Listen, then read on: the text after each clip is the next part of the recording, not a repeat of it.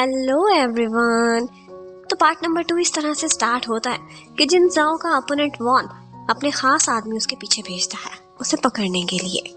अब यहाँ पर बेचारे जिन जाओ को ना चाहते हुए भी रेसिंग में पड़ना ही पड़ता है। वो बाजू में बैठी हुई मोमो से पूछता है कि क्या तुम्हें याद है कि एक नेविगेटर क्या होता है, और इसके साथ ही उसे फ्लैशबैक आने लगता है। उसके डैड भी एक रेसर हुआ करते थे, बिल्कुल जिन जाओ की तरह, और वो अक्सर खेल खेल में डैड की नेविगेटर बनकर साथ वाली सीट पर बैठा करती थी। तो अब जिन जाओ उसे ऑर्डर करता है कि मेरा फोन खोलो, यहाँ पर तुम्हें एक डेस्टिनेशन दिखाई देगी और तुम मुझे रूट समझाओगी। तुम आज से मेरी पार्टनर हो, मेरी नेविगेटर।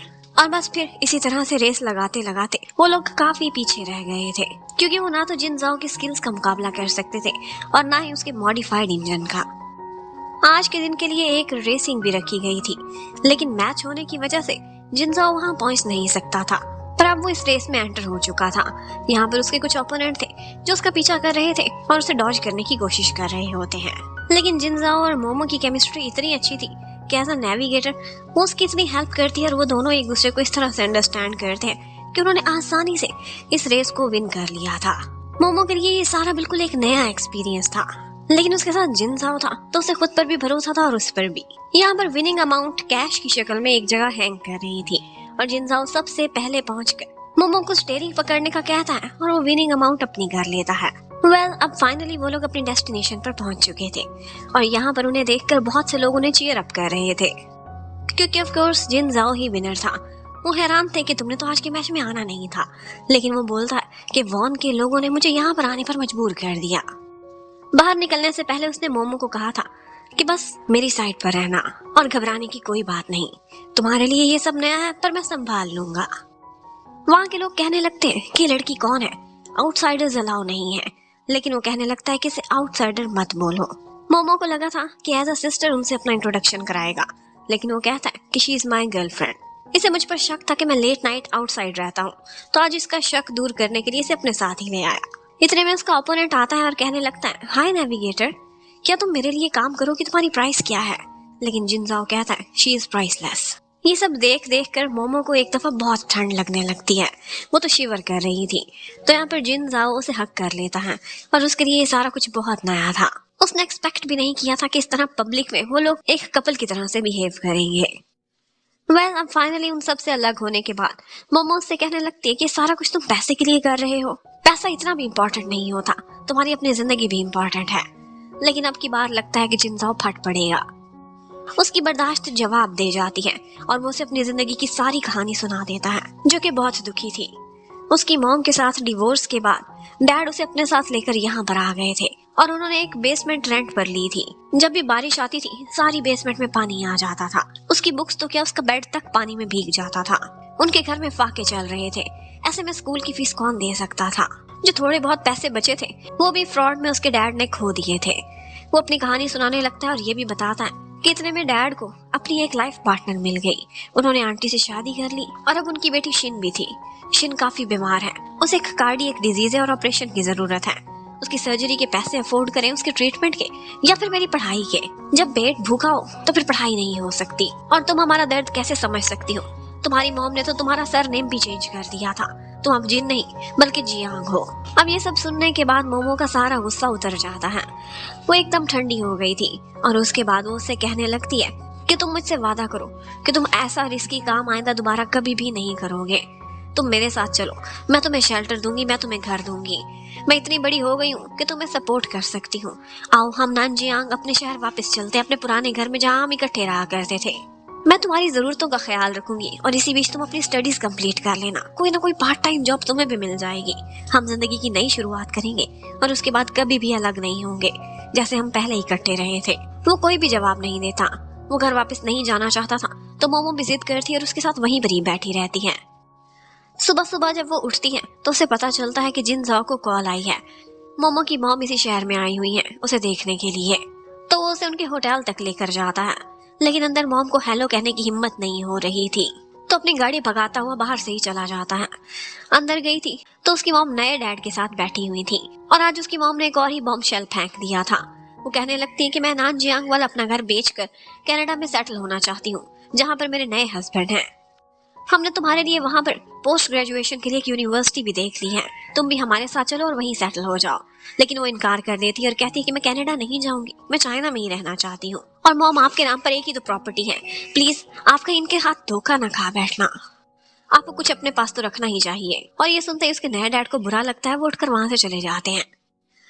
इतने में वो लोग मुड़कर देखते हैं तो जिन जाओ वहां पर आया हुआ था, लेकिन बहुत कुछ ऐसा सुन लिया था कि जिसके बाद वो वहां से मुड़ जाता है। उसे समझ आती है कि मॉम आज भी उसे बिल्कुल पसंद नहीं करती। मॉम यही कह रही थी कि वो एक आउटसाइडर है, मैं उसे अपनी फैमिली में कभी एक्सेप्ट कर ही नहीं रही थी, ये तो तुम्हारे डैड उसे जबरदस्ती ले आए थे, और जिन जाओ से तुम दूर ही रहो तो बेहतर है, क्योंकि वो तुम्हारा रियल ब्रदर नहीं है और ना ही कोई कजन है।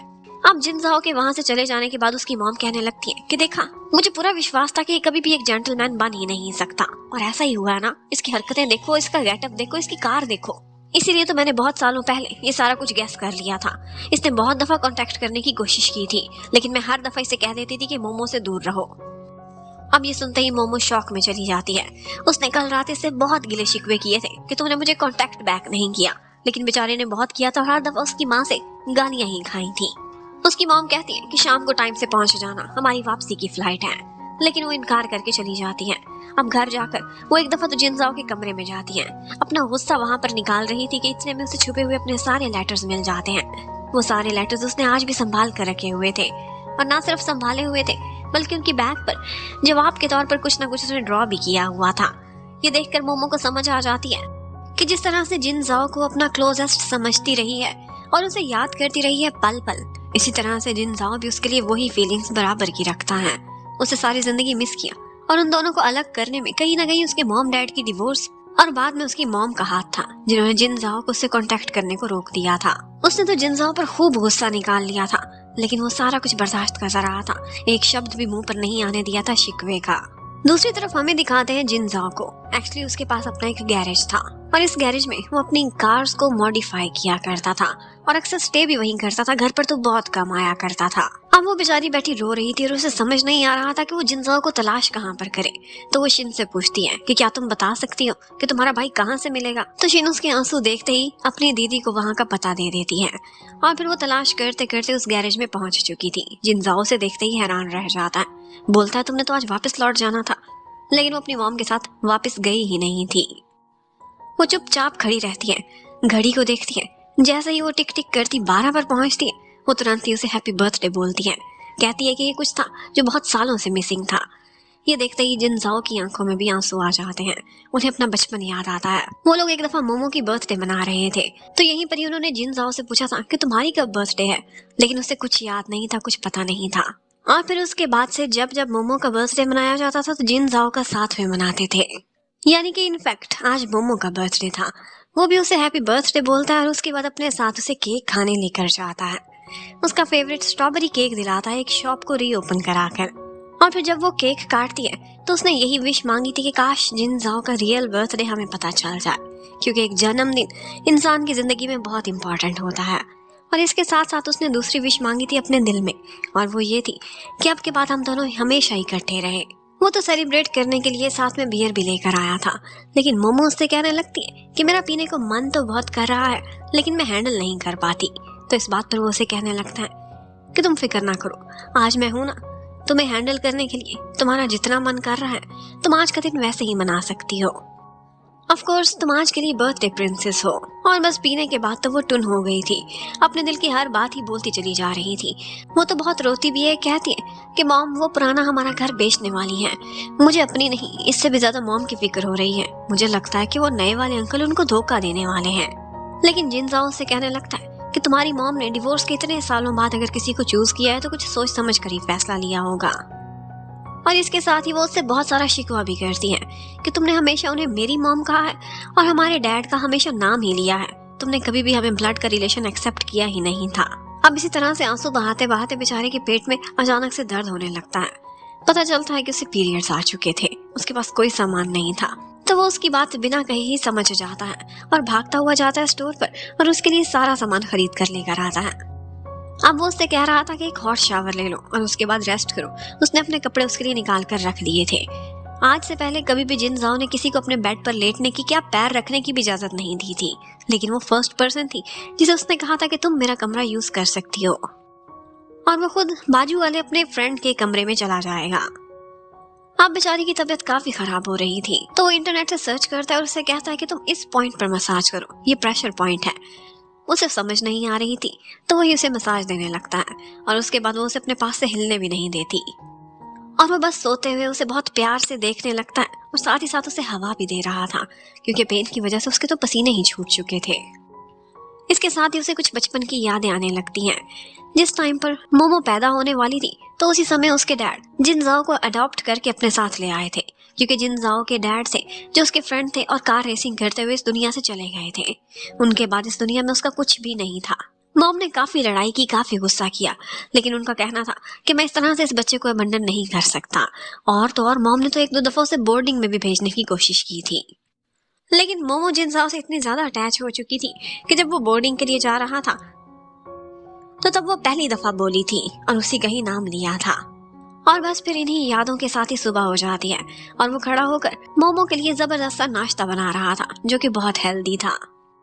इतने में उसके फ्रेंड्स भी वहां पहुंच जाते हैं और वो उनसे कहता है कि अंदर कदम ना रखना, कोई स्पेशल पर्सन है जो बहुत ही गहरी नींद ले रहा है। और फिर थोड़ी देर बाद मोमो भी बाहर निकल आती है। उसके फ्रेंड से कुछ सॉल्व नहीं हो पा रहा था और उसने बचपन से लेकर बड़े होते हुए अपने डैड को इंजन से ही तो काम करते हुए देखा था। वो तुरंत ही वो गलती पहचान जाती है और आकर उसे करेक्ट करती है। अब वो दोनों बॉयज तो हैरान थे कि जिनजाओ ने किस लड़की को अपने घर में रहने की इजाजत दे दी है। आखिर ये कौन है, इतनी स्पेशल और इतनी सुंदर। और उनके नजारे को कोई आकर डिस्ट्रैक्ट करता है और वो जिनजाओ था, जो उन्हें वहां से भगाता है और उसके बाद मोमो से कहता है कि अंदर जाओ और कोई लंबी पैंट पहन कर आओ। अब वो नाश्ता करने के लिए बिल्कुल रेडी होकर बैठ गई थी। जिनजाओ ने जिस तरह के मुश्किल हालात देखे थे, उसके बाद उसे बड़े अच्छे से खाना पकाना भी आ गया था।